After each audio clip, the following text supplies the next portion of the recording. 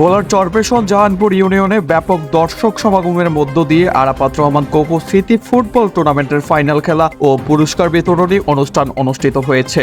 সোমবার 7 অক্টোবর বিকেলে উপজেলার জাহানপুর সরকারি প্রাথমিক বিদ্যালয়ের মাঠে ফুটবল খেলা দেখতে জড়ো হয় শিশু কিশোর সহ নানান বয়সী মানুষ। এ সময় খেলার প্রতিটি মুহূর্তেই আনন্দে ফেটে পড়েন দর্শকরা।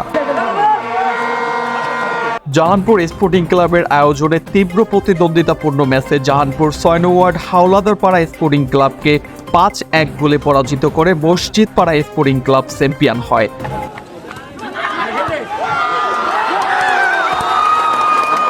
খেলা শেষে পুরস্কার বিতরণী অনুষ্ঠানে প্রধান অতিথি হিসেবে উপস্থিত থেকে বিজয়ীদের মাঝে পুরস্কার তুলে দেন জাহানপুর ইউনিয়ন বিএনপির সভাপতি জাহাঙ্গীর হাওলাদার।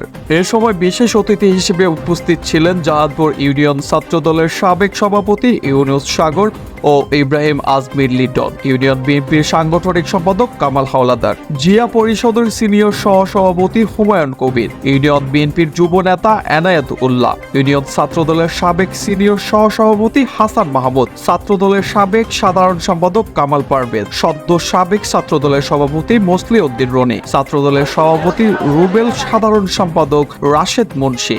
খেলার উপদেষ্টা ছিলেন রুবেল হাওলাদার। এ সময় লীগ পরিচালনা করেন আওয়াব পাটোয়ারি।